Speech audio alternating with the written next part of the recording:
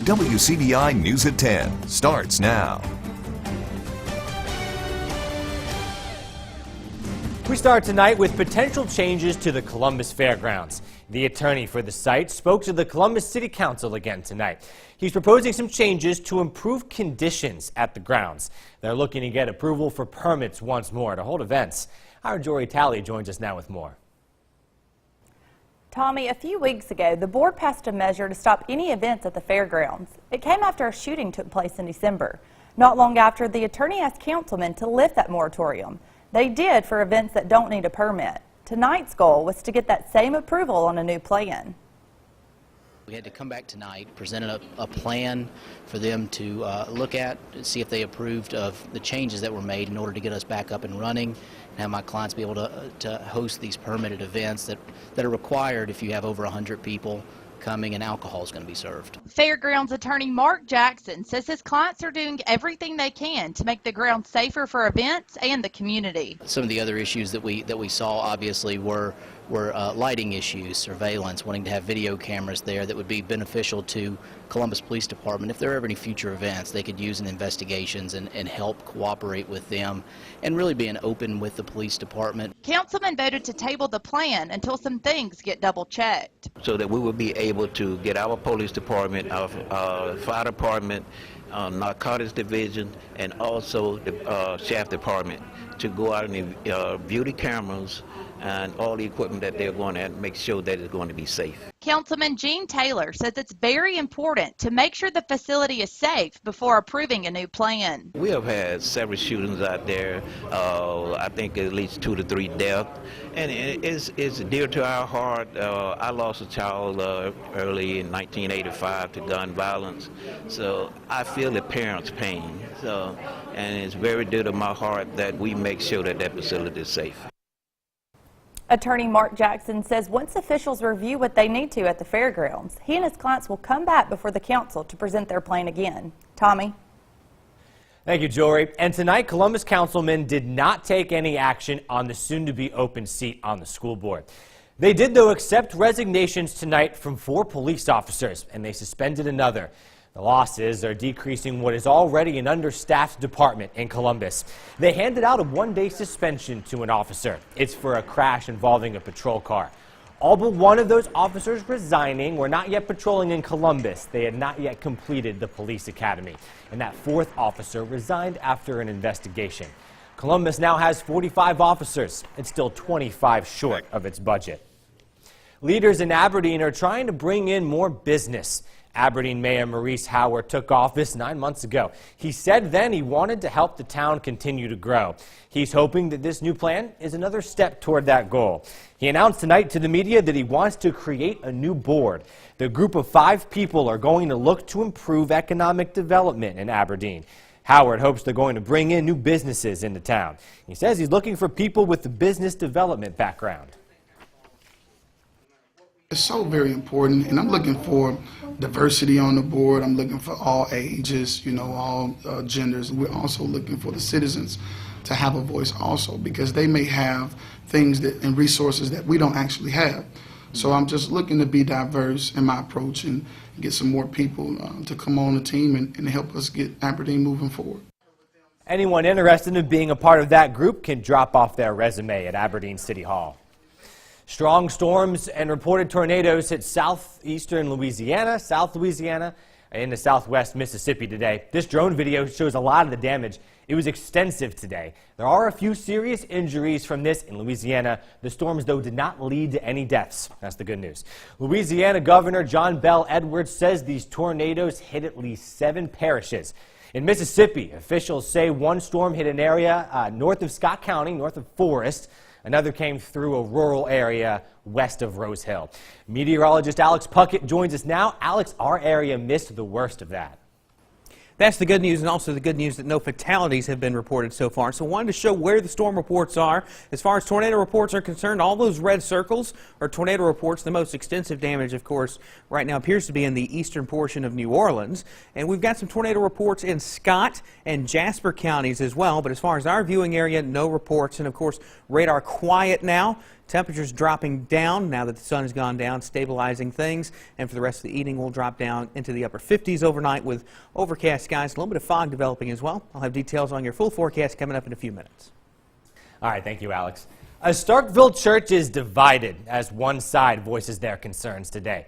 A pastor, Joseph Stone, he's in a dispute with trustees at Starkville Second Baptist Church. Trustees say he bypassed them to give a construction contract for a new sanctuary. That contractor, Don Crowther, didn't follow through. He admitted in court to fraud, and a grand jury indicted him. He's awaiting trial.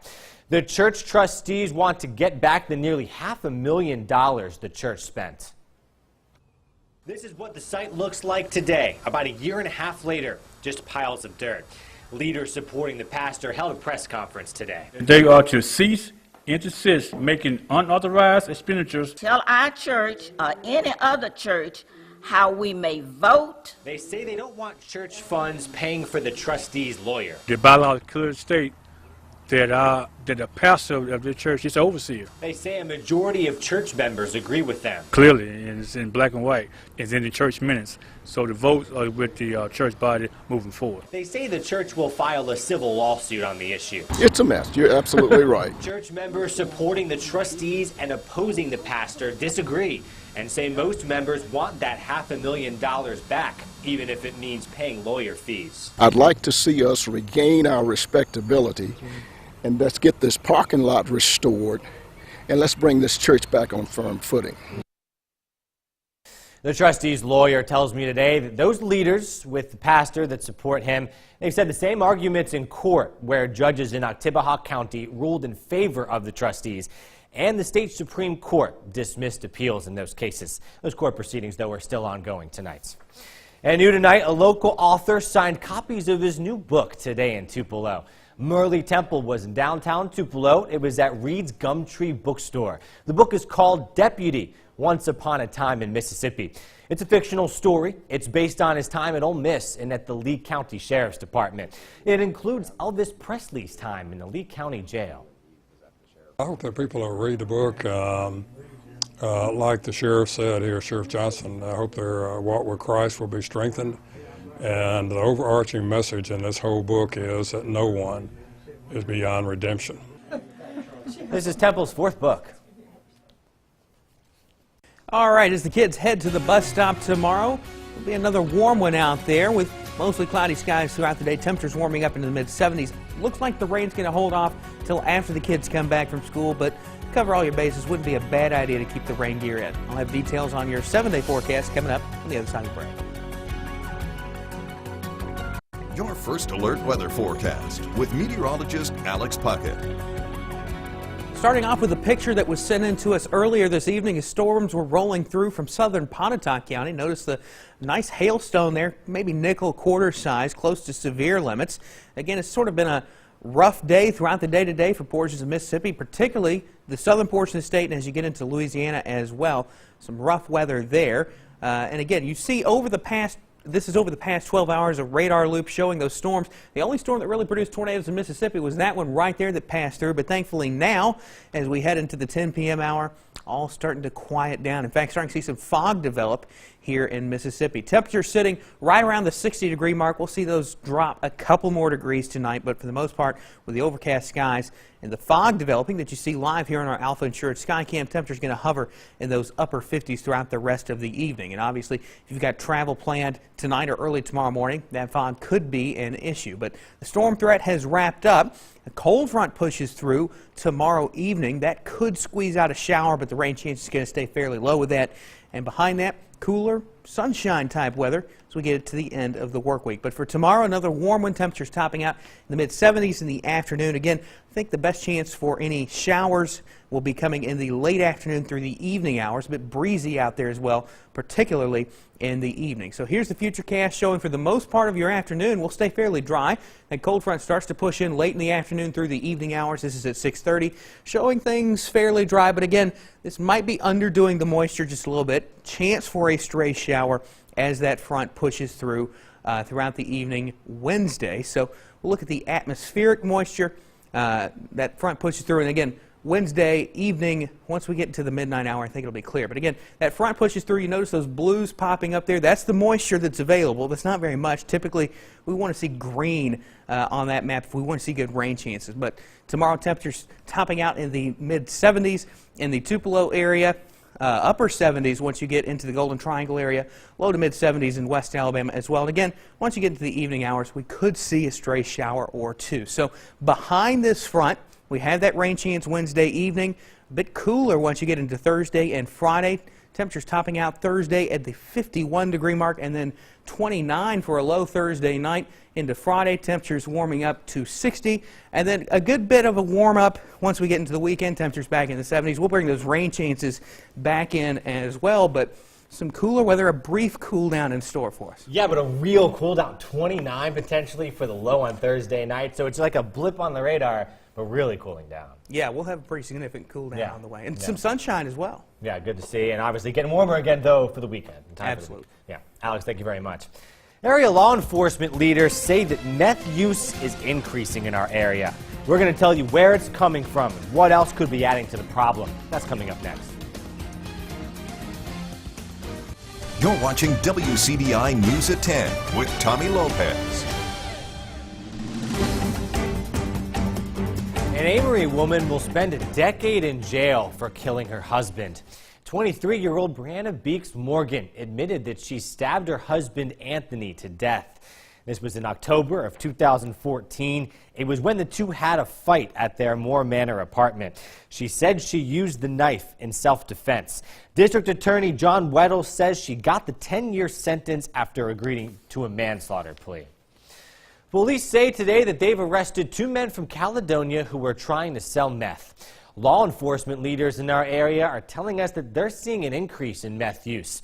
Along with national trends, people who are using it are from different backgrounds. Some are rich, some poor, and they have different education levels. Our Selena Schaefer has more. They'll actually pull their own hair out. Their skin, they actually think they see things on their skin, and they'll actually take a knife to their arm or their leg and or pull their own teeth. I mean, it's just it's a terrible, terrible addictive drug. Over 12.3 million Americans aged 12 and older have tried meth at least once. Ice, or the purest form of meth, is the most common drug in Chickasaw County. Right now, across the line, just seems like the drug of choice for young folks and old right now is methamphetamine. Sheriff Jim Myers says deputies are cracking down and making arrests. The addiction rate is so high, Myers says all it takes is trying it once to get hooked. It's a form of speed. It just keeps them going. You know, we've arrested folks that have been up for 6-7 days straight. This past weekend alone, 8 people were arrested and charged with possession and/or distribution of methamphetamine.